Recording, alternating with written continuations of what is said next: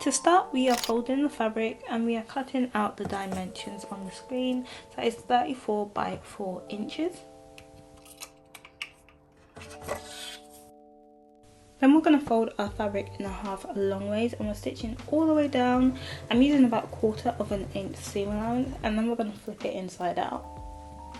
To flip it inside out, I'm just grabbing a safety pin, pinning it to one side and using that safety pin to thread it through on itself till the fabric or the strip pops out through the other end, right sides out.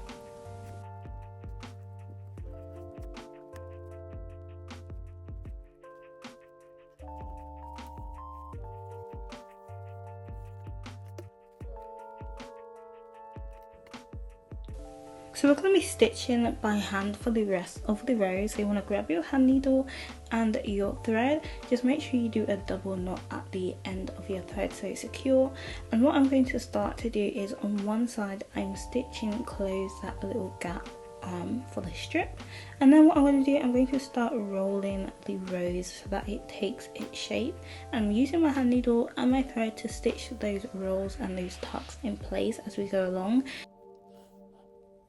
And I'm kind of just shaping the rows into what I want it to look like. As I'm rolling and shaping, I'm just stitching the bottom of the rows to make sure that it's held in place so that whatever rolls we're making doesn't end up popping out through the other side. Another thing that I'm doing as well, if it gets to a point where the rolls that you're making become a bit too tubular-like instead of looking like a rose, you can always twist or flip the strip to kind of shape it and alter it into the way that you want it to look.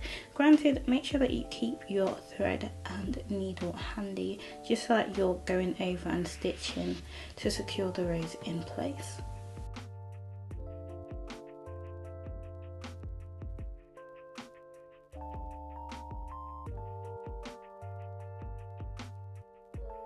As you can see, I kind of just end up shaping it with my hand and then using my needle and thread to secure those stitches in place just so that it stays in the shape that we want it to look like.